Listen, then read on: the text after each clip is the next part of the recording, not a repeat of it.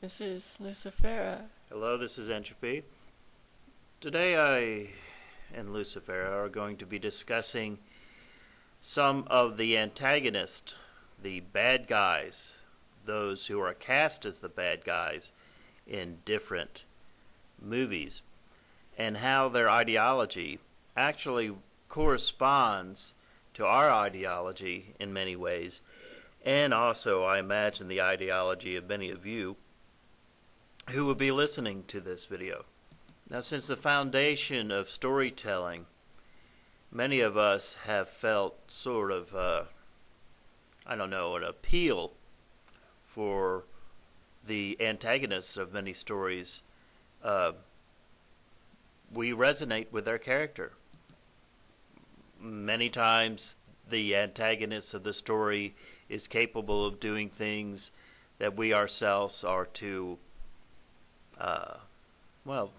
the word would be cowardly to do ourselves. And in that, often enough, we actually find that we have respect for the character who is cast as a bad guy. Oftentimes, those of us with more esoteric understanding of these things can see that whether it's consciously or subconsciously, the writer of these stories are telling us something that might be exactly opposite of what most people get from the story. It's for those of us who have a deeper spiritual understanding. A good example of this is the story in Genesis of the serpent and the Garden of Eden, Which we've discussed in previous videos. We discussed this ad nauseum in previous videos, so there's no reason to go into it again. But if you look at that story from an entirely different perspective, you can see quite clearly that the serpent in that garden is not the antagonist, but the protagonist of the story. Before we get into the movies themselves, I want to reference, and we'll put it down here. We'll put a link to it down in the description box. We did a video about the Baphomet. Now, the Baphomet, of course, now is associated with such evil. Now, I'm not going to go into great detail about the Baphomet, except to say that although it appears to be evil, the Baphomet, in fact, is not. The Knights Templar used the Baphomet to represent the divine feminine Sophia. And again, I'm not going to get into that because we discussed this in a previous video. You'll find the link down there in the description box. This is really the essential point of this video. Not everything that seems to be evil is in fact evil. And also, we all have a purpose. And even what evil is, if you want to use that term, has its purpose to move us forward to balance in this universe. This is, as we have said ad nauseum, Lucy and I, what she and I represent. We don't represent good. We don't represent evil. We represent balance. That appeals more to my quote-unquote Zen mind than many of those who aren't quite familiar with that sort of way of thinking. It's all about balance. You have to maintain a balance within your life. And even the universe itself, this world and the universe, has a life force. And if it's not in balance, the balance must be maintained. It has to be, things naturally want to move into a state of balance. So if there's too much of one thing, then the other will have to take place in order to balance it out. But getting into the movies, first we are going to discuss an older movie, Star Trek Generations. Came out in 1994. Some of you may be too young to really remember this movie, so you might want to go back and watch it again. If you haven't seen it before, I recommend it, even if you don't like science fiction or Star Trek. Simply because the character who plays the villain, the man, Dr. Tolan Soren, played by Malcolm McDowell, this is one of the best villains that you're going to see in just about any movie. And I personally identify with him on so many levels. Now, the story of the movie goes that Malcolm McDowell is trying to get back into something that they refer to as the Nexus or the Ribbon. This, to me, is a very good representation of how I perceive what Buddhists call nirvana. I would describe nirvana this way. Most people understand, or at least try to understand, the concept of heaven. Well, nirvana is not heaven. Heaven is like this. This is the best way I can describe this. Heaven is like a really, really wonderful vacation. You go on vacation, you're there for weeks, maybe, if you can afford it. You enjoy yourself. It's a lot of work sometimes to be on vacation. Any vacation that you take, no matter how much you enjoy it, after a couple weeks, you're pretty exhausted of your vacation. Then, Lucy, at that point, when you're exhausted of your vacation, where do you want to go? Return home. Of course, you want to go back home. So, heaven is like that wonderful vacation. But nirvana is home. It is for me. So that is how I describe nirvana. Now, in this movie, Malcolm McDowell is going to do whatever he can to get back into that ribbon, back into nirvana. And can anyone blame him? Can anyone possibly blame him?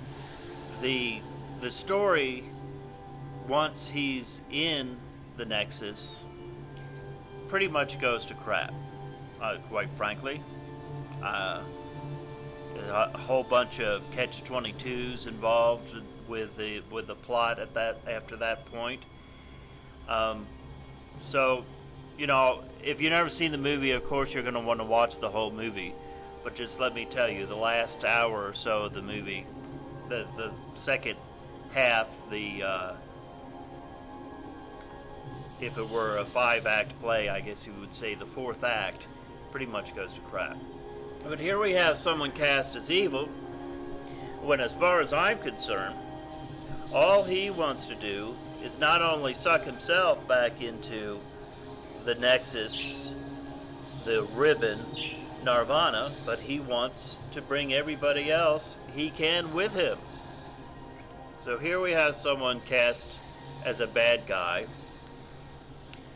when he really isn't.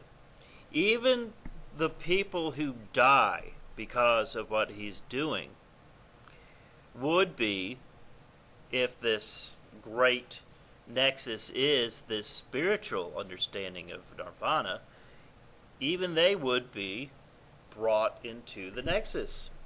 So it's an enjoyable film just to see Malcolm McDowell in it.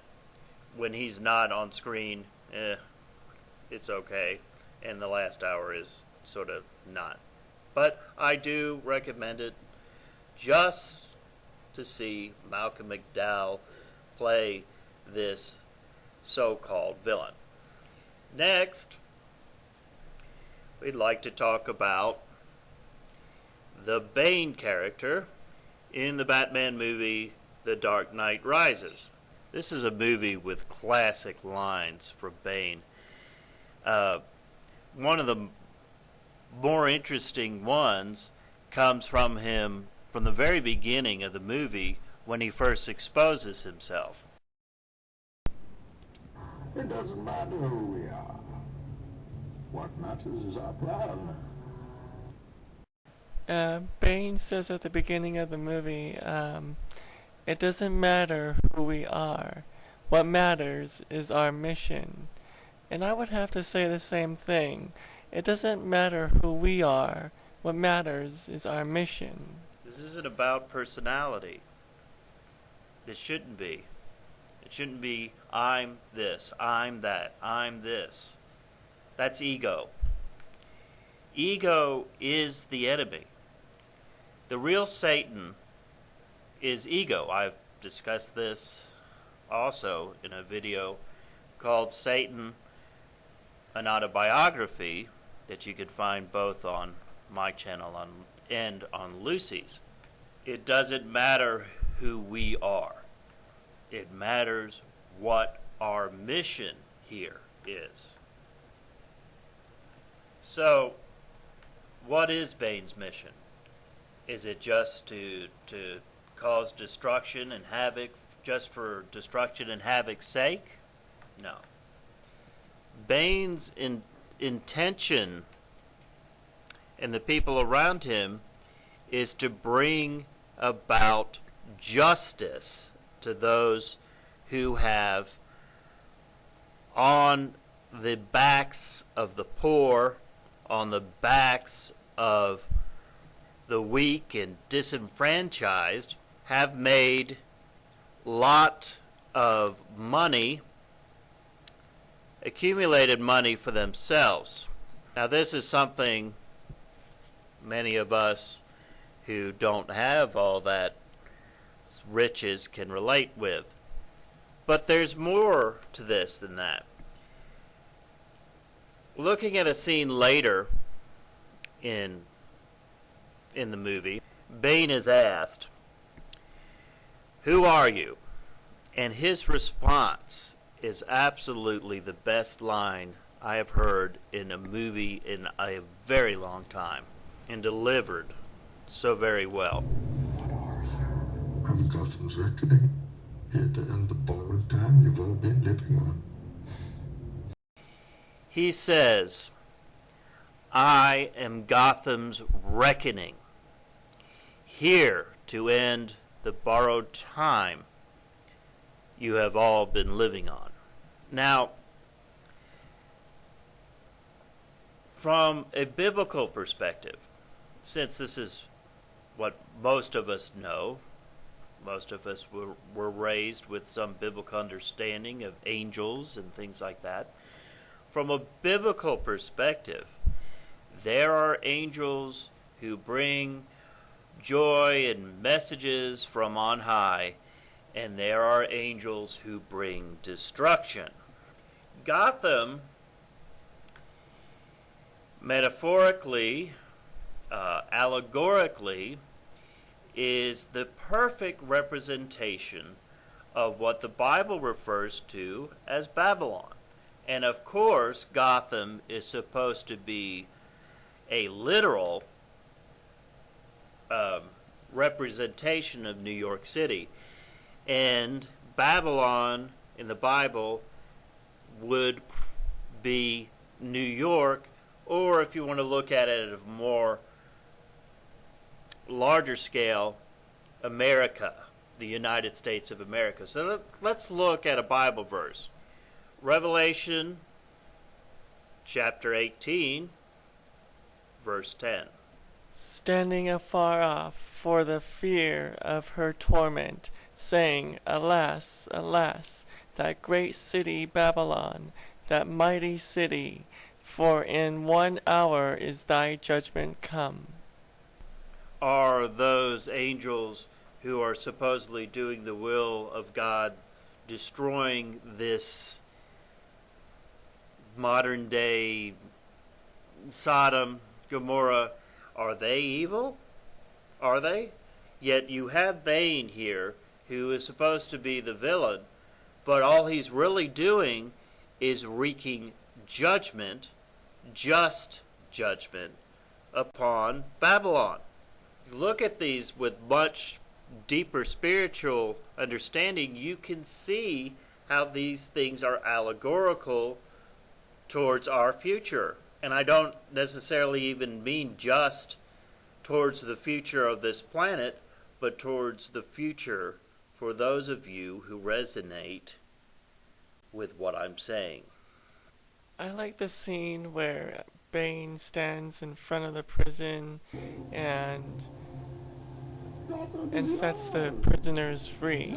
Metaphorically, this is what we're doing.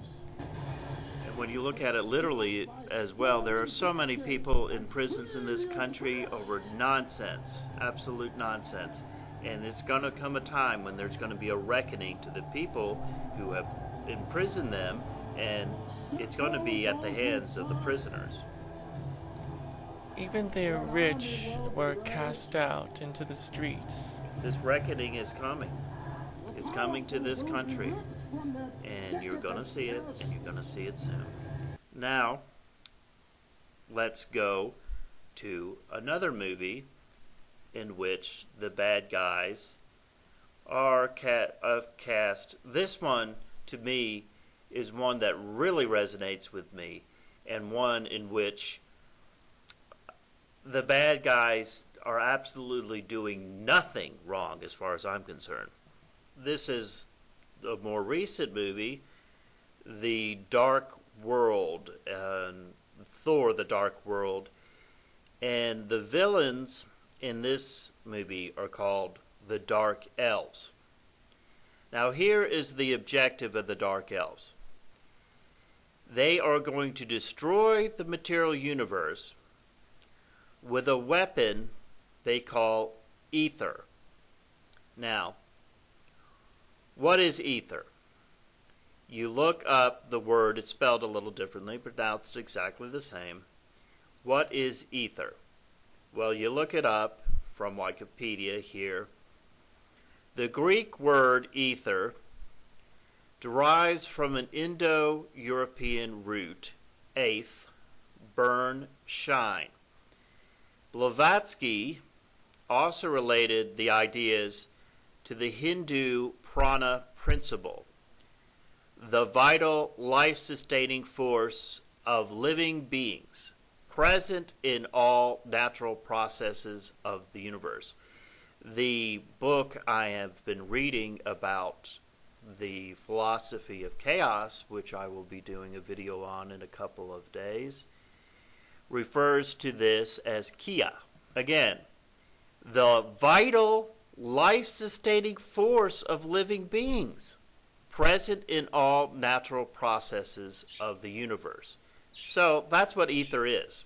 This is their so-called weapon, these so-called villains. Now, I mentioned Blavatsky before in the last video. Blavatsky is the person who started the Luciferian movement. She is the one that so many people look towards to being the one who really started what we now call New Age. She has also been wrongly associated with the quote-unquote evil that these esoteric groups like the Masons and the Rosicrucians and other groups that are so widely condemned foolishly by these. Blavatsky and Luciferianism is widely condemned by these idiotic conspiracy nuts who know about as much about Blavatsky and Luciferianism as I do about brain surgery. Well, Blavatsky is not actually the founder of Luciferianism, but there are a lot of Luciferian there's a lot of Luciferian philosophy in her books. She established what is it called, the Luciferian Trust. No, actually, Lucis Trust was established by Alice Bailey. It was after Blavatsky.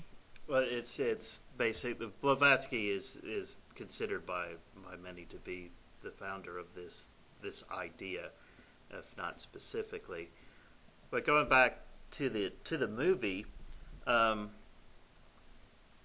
let's look at the so-called protagonist of this movie, Thor. Now, what does Thor want to do? Thor wants to stop the Dark Elves because Thor wants to maintain the physical, the carnal universe, and the Dark Elves want to put an end to this physical universe and put it back to its original formless, ether, spiritual state.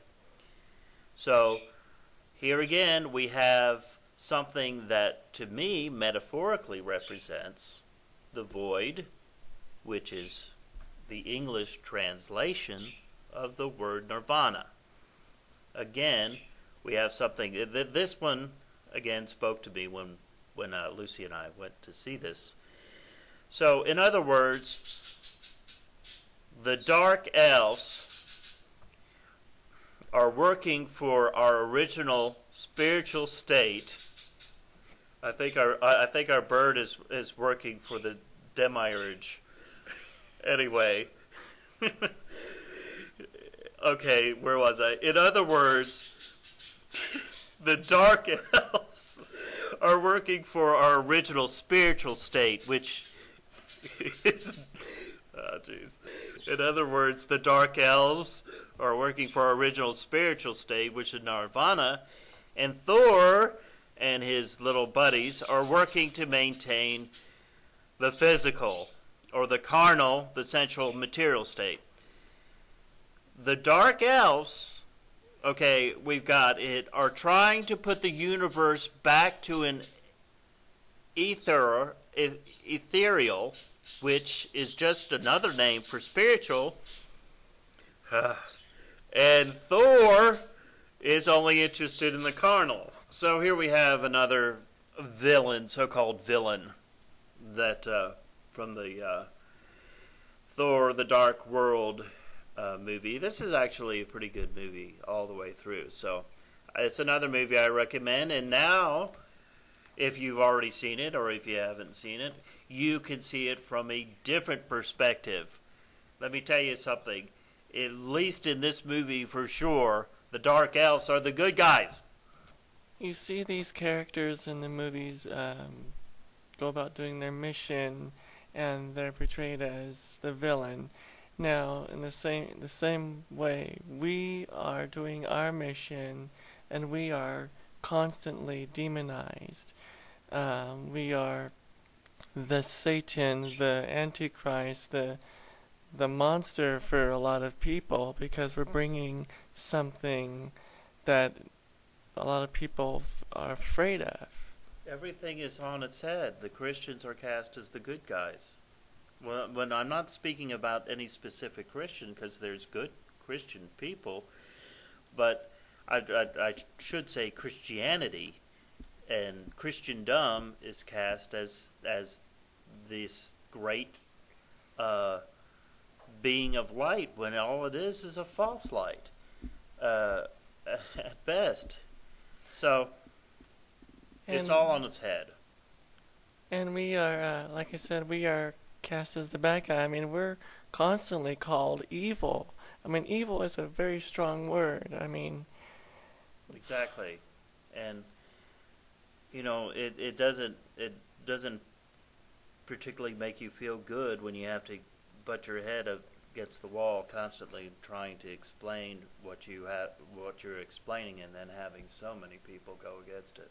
and like I said in the Rising Phoenix video, the system basically says you are either for us or against us, and you are a terrorist. We are in that boat. I mean, they're demonizing us. They're basically calling us the terrorists, the evil ones, the villains. So that's why we can identify with some of these villains in Hollywood movies. Well, the call is going out to those of us, and it's not Lucy and my call. It's a call from the Spirit itself that's coming out there to those of you who've had your gut full. I know I have. And what are you going to do about it is the next question. So I hope that my video, or maybe I'll do more than one probably, discussing a book that I am just about finished reading, and I'll be putting out a video within the next few days about the philosophy behind chaos, and how chaos is the essential root of where we all come from. And as you can tell with this bird chirping in the background, it's pure chaos. But here's our video ending this two-part series about Hollywood and movies. I hope that you enjoyed it, and I hope to find a few of you who will actually want to sit through my next video that I'll be doing, depicting more of the of what appeals to us, for the lack of a better word, dark-siders types, those of us who work in the dark in order to protect and guide towards the light. So, this is Entropy 666 signing out. And this is Lucifera. You all have a good evening and a good rest of the weekend. Goodbye.